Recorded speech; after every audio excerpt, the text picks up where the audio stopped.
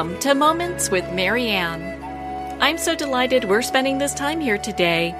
We have a very inspiring show coming right up with special guest, Tabitha Scott. And she's here today to share with us her new book, Trust Your Animal Instincts, Recharge Your Life, and Ignite Your Power. Are you exhausted from the burnout of trying to please everyone, including yourself? Tabitha quit her job, gave away most of her belongings, and lived near a remote jungle in Costa Rica. Teetering between the wilderness there and the real world back home, a clarity and freedom emerged, along with a passion for her to share her insights and help others. Now, many of you know Tabitha. She's an international author, speaker, and advisor on powering personal potential. Formerly CEO of Cole Scott Group and Military Assistance Company, and Senior Vice President of Innovation and Sustainability at global companies Balfour Beatty Investments and Lend-Lease Americas. Tabitha has deep experience bringing inspirational messages to professionals, academic, female-focused, and faith-based audiences. So let's welcome to the show, Tabitha Scott. Thanks for having me, Marianne. It's great to be here. You know, what an honor it is to have you here to talk about this book. And I have to ask you, what inspired you to write this book? Oh my, I have such an inspiration for this book because I figured out how to tap into that childlike energy, we used to have as kids, and we still have it inside. And I tapped into it using spirituality, but also science. And I wrote this book to help anyone who's feeling disconnected, off balance, or burned out like I did a few years ago. And, it wasn't one particular thing. It was this series of them over time that I think people can identify with. It was things like my older son got narcolepsy and I couldn't fix it. And the younger son had these painful knee situations where it was too flexible and they had to be bound together with Kevlar. And he endured all of these surgeries and went from soccer player to kind of watching the other kids play from the window and things like that. A divorce after 21 years, the same year that empty nesting began. And the icing on the cake was I had this career in sustainability and environmental energy awareness. And we got this new administration in office who pretty much gave the middle finger to all things environmental. And all of this frustration where I couldn't fix things, it started to manifest in my body. And I reached this tipping point when I found out that I had a cancer scare myself. And on the surface, I think we tell ourselves, just keep showing up as that professional, as that good mom, as that person that's going to please everyone else. And what we end up doing is shooting all over ourselves. You should be able to get help for your sons. You should be able to fix your marriage. You should be able to get people to care about the air that they breathe and the water that they're drinking. And what happened over time was that I got to this point where I just became completely emotionally numb and burned out. And I quit my job. I gave away my things. And I lived in Costa Rica for 3 months near the jungle. And where I stayed was so remote, it didn't even have a street address. I didn't have connectivity for phone service, Wi-Fi, a radio, or a TV. And yet, I found myself being completely reconnected. I was just so inspired by this absolute love and interconnectedness among all the living things there when I was in that jungle. And with my background in electrical energy and in energy healing, it just all came together with this transformation. And I realized I did have control of how I was feeling. I still had this ability to feel, to love, to tap into my own renewable resources. And, Marianne, whether we're in the jungle with the snakes and the monkeys, or in the euphemistic jungle back home, I learned we are all connected by the exact same energy, that we're all more alike than we are different. And, we could be like black or white or on the left or on the right. We can be Baptist or we could be Buddhist, but we're all energists. And that's the message I was so inspired myself by. And I just wanted to share that with anyone going through similar challenges so they can tap into that childlike positivity. And it doesn't take a trip to the jungle to do it. Well, it sounds like that trip to the jungle was so life-changing, but it's good to hear that we all don't have to, do something like that because that might not be for everybody. But I know so many people right now are so feeling burnt out and stressed and just like nothing's connecting. And so I know a lot of people come to you, your energy thought leader. How can you best describe what's going on just energetically with everyone? I think everyone is feeling off balance right now because our energy is literally being drained into this sea of negativity and uncertainty around us. And when we're feeling happiness and love and positive things, those are high vibrational activities. We have high vibes at the moment. When we're experiencing things like fear and uncertainty and negativity, those are low vibes. And because we're made of energy, our positive, our high vibes, they dissipate to sync with the low vibes around us. It's just physics. It's the second law of thermodynamics. And we can't see it, but we can certainly feel it. And if you think about our language, it's totally set up to describe our state of being made of energy. We use words like in sync or recharged, transformed, burned out, enlightened, in the dark. And these are real attacks. Energetic attacks are just as real as physical attacks.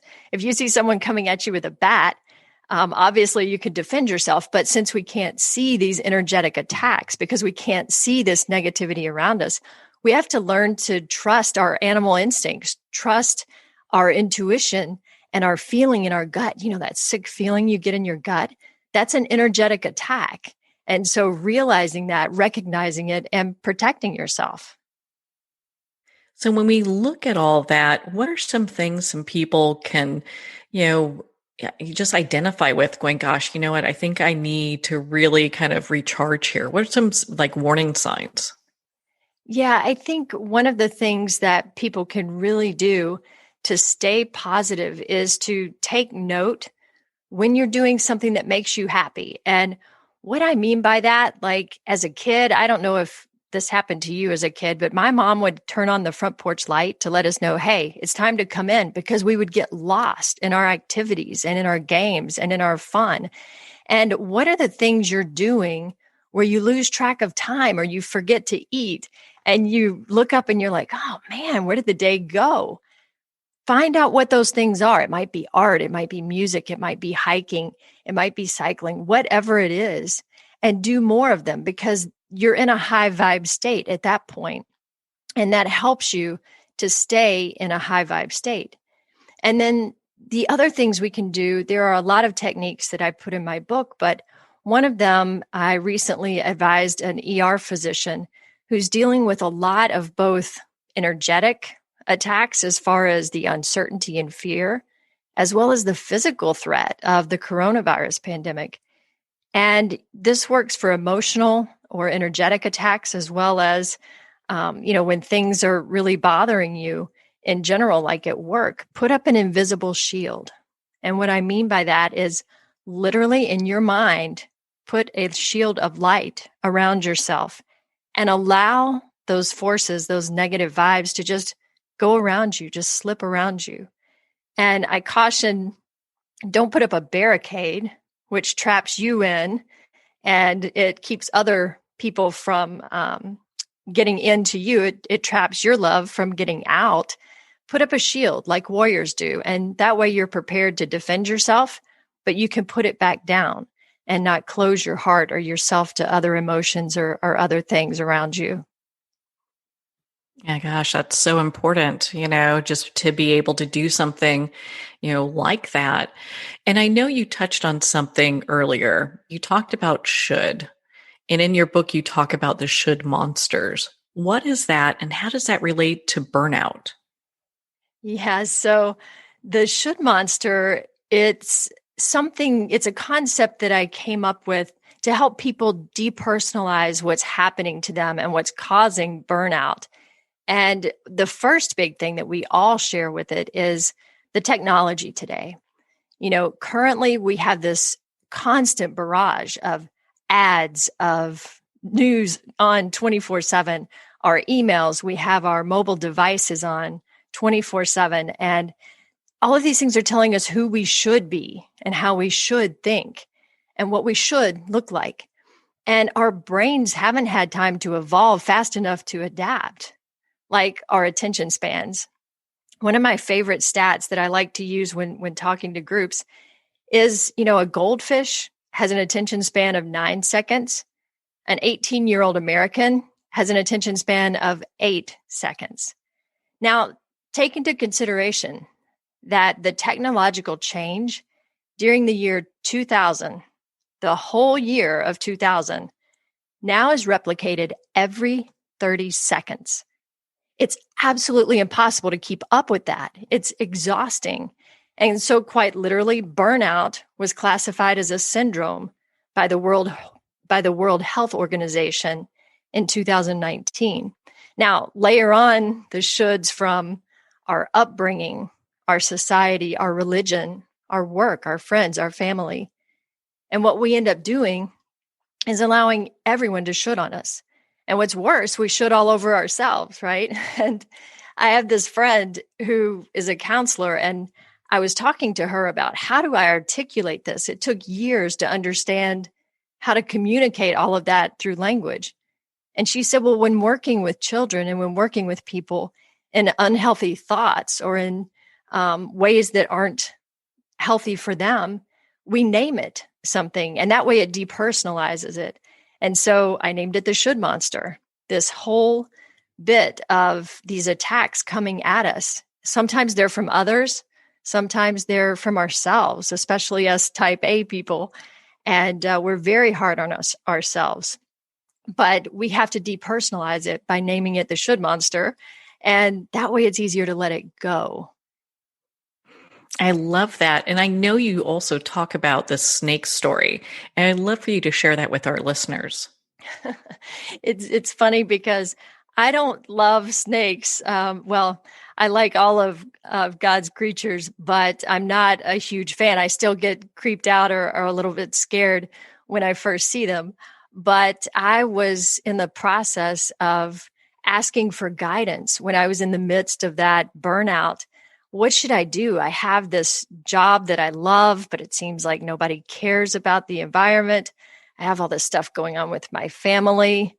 I'm just not feeling emotionally connected anymore. What should I do? And I just prayed this prayer. I talked to my grandmother who passed on when I was a teen, and I still talk to her often. And the more I asked, the more snakes I saw. And I saw up to 5 snakes a day. And I'm talking about just walking through the subdivision, not out in the middle of the jungle or somewhere like that, behind the house or randomly. And one day I had kind of reached the boiling point. My friends couldn't figure it out. I went to different people. I read books. I looked up online, what does your spirit animal mean? And nothing made sense. So I'm frustrated. I'm riding my bicycle through the country roads and I'm just saying, Grandma, like God, somebody, I need like a billboard sign. I need a real sign because I'm still not getting it. What does a snake have to do with my situation? All of this frustration and burnout. And a big snake came right across in front of me, which made me even angrier. And at that point, after I waited for him to pass, I just pedaled as fast as I could and my heart's beating and I'm angry and just all of this emotion is going through my head. And it's like that proverbial light bulb that goes on over your head. And I just saw the words in my mind, shed your skin. and goosebumps just went all over me. I knew it. And I was like, why didn't I think of this before? And when we looked it up, snakes shed their skin for two reasons. One is because they literally can't grow. It holds them back because it doesn't grow with them. So they have to shed it and let it go. Otherwise, they can't grow into what they need to be and their potential. And the other reason they shed it is because they get parasites in their skin. And those parasites can make them sick. At the end of all of my stress, and my last thing before the tipping point was a cancer scare and having surgery resulting from that. And so it was literally making me sick, all of this stress, the people I was surrounding myself with, my negative self-talk, all of those shoulds, the should monster in action. And, I needed to shed my skin, get rid of those parasites. And so the snakes are the first animal sign that I talk about in the book. And they were an amazing answer and reminder, you know what? Let that shit go. Just leave it behind. I know. How empowering is that? And especially with that type of a story, making that connection, I could really feel how that all comes together, especially with your journey and how you're teaching other people to look at their own journey. And so it has me kind of thinking, I know you work with a lot of people and connect with a lot of people. What do you think is like keeping people today from living their most powerful life or achieving the success they want? Hands down, I think it's fear of looking stupid, fear of failing, fear of people thinking you don't know as much as you want them to think you know. And Brene Brown's work on vulnerability is really good. I love her work about you have to be down there fighting in the arena and, not just listening to the people taking shots at you from the stands and the easy places, but it's taking that fear out of the equation. And one of the techniques that I use energetically is the old samurai warrior technique. And that is asking yourself, what is the worst possible thing that happens? The warriors used to, before they went into battle, the worst possible thing was they die. And so they imagined dying in battle. And that way, once they actually went into battle, they had already dealt with it. And so in coaching people in business or in life game situations, having them think through, what is the worst thing that happens if you take 3 reasons why your boss should promote you to a different job to your next year-end review? Like, what is the worst thing that happens? They say no. Even worse, they might fire you. You're not going to die. But thinking through that. And then I learned a lot from the bats while I was in Costa Rica as well, thinking about how they take so much risk. I would do yoga every day under this little thatched hut area where I was staying. And there was this giant tree that grew up. And I would stand there and look at the branches of that tree. And every day for an hour, I would do yoga and think and meditate. And these bats, 7 little bats, I named them after the 7 dwarfs over time. And they would just hang out with me. And I couldn't figure out what the lesson for that was. And towards the end of my journey, I read about bats, something that I didn't know. Like, I knew that they ate a lot of mosquitoes. I knew that they're really not blind. They can see just fine. They use their echolocation for extra sensory perception to sense the things around them. But I learned the reason they hang upside down is because they can't fly from the ground. So they have to have the faith. They have to take the risk to literally let go. And once they let go of their security, once they risk flopping to the ground and dying, they fly. And they can get to the heights where they can get their nourishment and they can be fed and they can thrive. And so that was one of the lessons I took away from bats. And, I think people can learn a lot from taking risks. We're not going to die. Just say what's the worst thing that happens and give it a try. Such wisdom coming from all this, I mean, your journey's filled with it. When you look back, throughout your entire journey and all the great information you have in your book, what is one that really sticks with you to this day? Yeah, I think the epiphany for me, and something that's apropos to what's going on in society today, is this realization that we're all born into different geographies, different traditions and beliefs. And those things shape our paradigms. They shape the way we think about ourselves and the way we think about others, our appearances, our education, our talents. I mean, we spend a lot of time as Americans focusing on being unique and standing out. We strive and discover and compete and seek, and we join others by, we can be part of something bigger, or we can divide ourselves from others along our life path. And that's our choice. So we're spending all this time looking outward, taking these cues from society about how we should look or what roles we should adopt and how we should define success. And the should monster kind of tells us that one political party or religion or nation is superior to the other. And it tries to convince us that anybody who disagrees with us is wrong, or to be afraid, to be fearful of them. But the thing that really stuck out for me is I could tell you there is no real difference between any of us, because the things that outwardly divide us, they totally disappear when we look inside, because we're all made of the exact same energy, that same energy that formed the universe, that's the source of all major world religions, and it flows freely and abundantly through all of us. And, we grow into these different beliefs and paradigms and levels of success, but we're all made of that same divine, perfect, and renewable resource.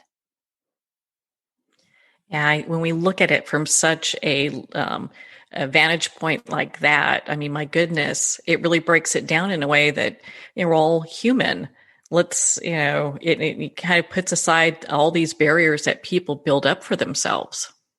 It really does. It changes everything. And when you think about energy as the foundation, then everything else we have that we layer on top of it, like self-help or psychology or even physiology, all of those things layer on top of this basic fundamental resource that we all share, even the animals, the water, everything.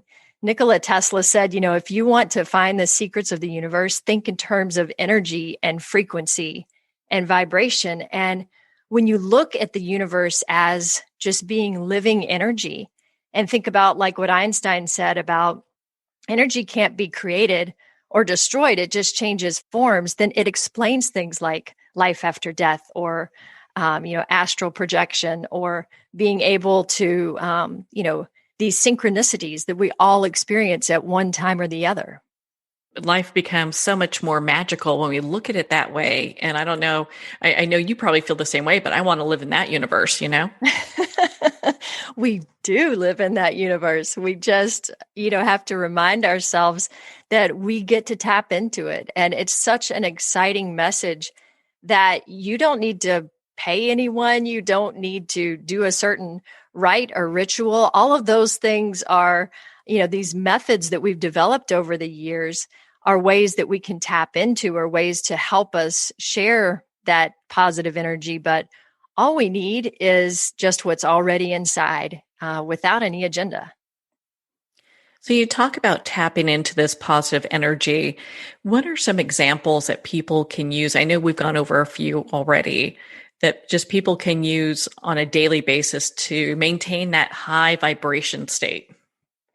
Yeah, we talked about doing more of the things that you love, that are high vibe activities, but I'll give you a practical technique that I've used a ton in business and that people can use now, like with social media and the recent election, or if there are hot topics that they disagree with others on. And that's, again, thinking of everything we do in terms of physics, because we are energy ourselves. And think about, the third law of motion, the equal and opposite reaction. So let's say someone posts something ugly on social media and you want to react. Then the best thing you can do is take that energy and that information that they're putting out there, and instead of reacting against it, find a new path that both of you can go together. Let me give you an example of that because it sounds pretty abstract. I, at one point, was unable to attend a trip that my son's school was going on. And so a neighbor lady had posted this message on Facebook and just kind of slammed me for not showing up at this trip as a chaperone. I hadn't signed up. I had let them know I wouldn't be there. And I had a work day that I couldn't get away from. So, they were all valid things I could have argued back with her on social media. And trust me, I was pretty ticked off when that came through. But recognizing that I felt my energy rising up and getting ready to go back and hit head to head with her, which we would have canceled each other's energy out. Instead, I posted, you know what? We both are really concerned about what's best for our kids. And I'm so glad they got to go to the state capitol today. When working parents have conflicts like this, how can we work together to make sure other parents are able to cover that, or that we're communicating better in the future? So by asking a question, it was like judo techniques, right? You use an opponent's momentum against them, and it actually carries them in a different direction. And her response to that was, oh, yeah, let me get a Facebook group started today. And so she took all of that energy and, nastiness and put it into creating a parent Facebook site where we could go and sign up with each other. And if you use that in business, if somebody's attacking your idea, maybe in a meeting in front of other people, ask them a question, because it does something different. It shifts their energy. And now they're coming from a place of, well, how do I solve this? Or, what should I say about this, versus putting their energy on you and then you putting it back on him. And you see this happen in social media all the time. You see people, unfriend me if you don't like what I say about such and such politician.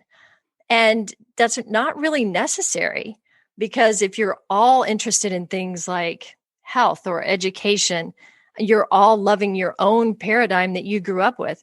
None of us are going to be different, because even identical twins have different experiences day to day.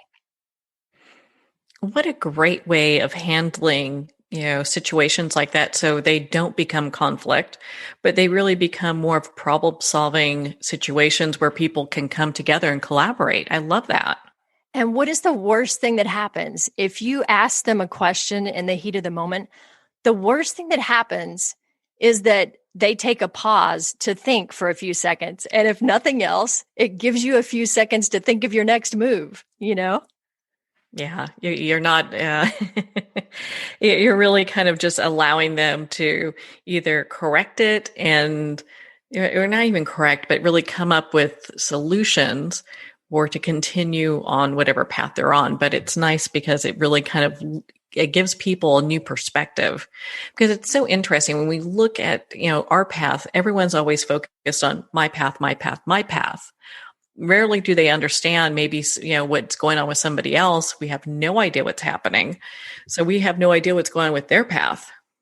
Yeah. And, the thing about love and hate is that they are both extremely contagious, and psychology and physiology agree that hate, it creates fear and stress. It creates illness and division. And love, on the other hand, and it sounds very touchy-feely, but it's an energetic truth that it creates strength and fulfillment and wellness and unity. And they're both so contagious. They spread like a virus through our thoughts and our words and our deeds. And they're accelerated by our paradigms and our own experiences. So if you're coming at it from one context and someone else is coming at it from another, the same words, which are entirely neutral, the words and the messaging are neutral, you have a completely different meaning that you assign to it. And understanding that we get to control that meaning is super and powerful.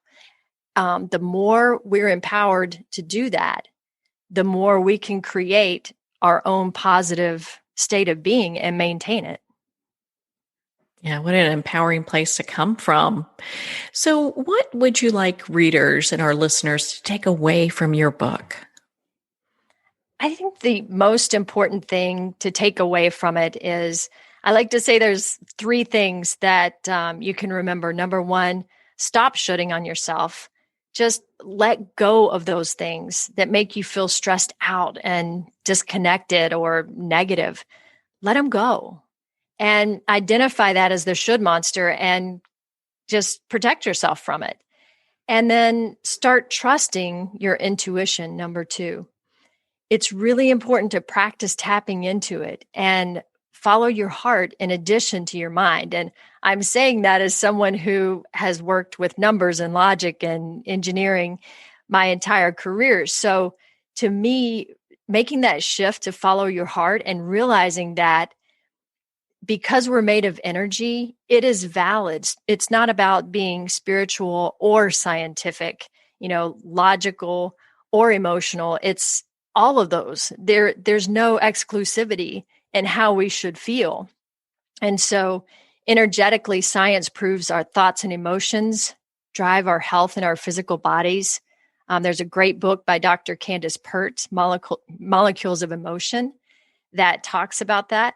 So there's a lot of science behind trusting your intuition. And even people like Oprah and Elon Musk and these highly successful people, they attribute a good deal of that success to intuition. So start trusting your intuition. And then the third thing, drive your best life game full speed ahead.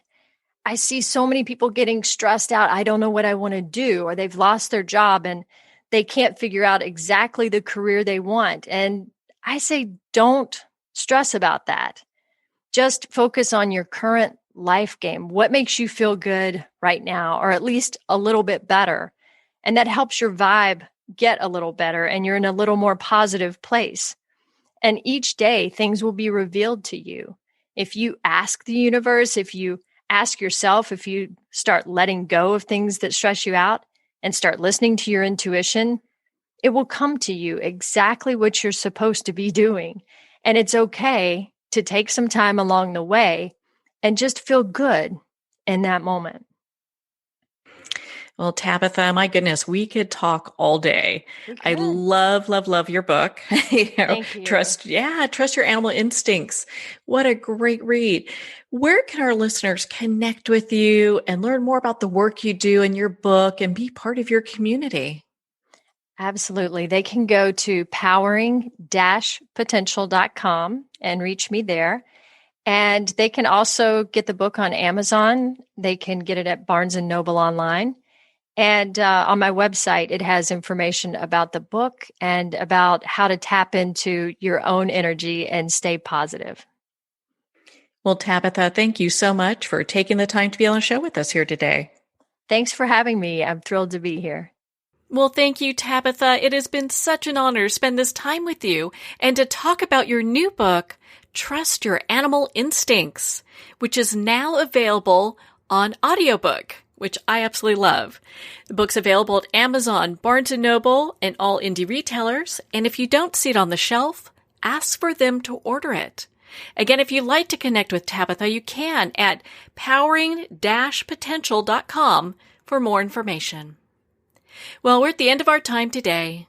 I would like to thank everyone for tuning in.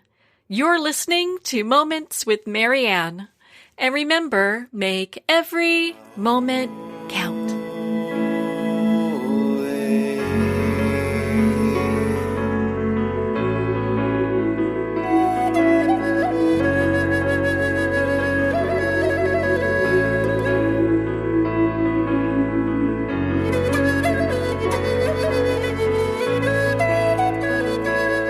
In a single moment, your life can change. Moments with Marianne is a transformative hour that covers an endless array of topics with the best of the best. Her guests are leaders in their fields, ranging from inspirational authors, top industry leaders, and business and spiritual entrepreneurs. Each guest is gifted and a true visionary. A recognized leader in her own work, and while teaching others to develop, refocus, and grow, Marianne will bring the best guest and sometimes a special surprise. Don't miss this. You never know just which moment will change your life forever. Moments with Marianne airs every Sunday, Monday, Thursday, and Friday at 8 p.m. Eastern and 5 p.m. Pacific Time. Make sure to tune in and visit momentswithmarianne.com for more information.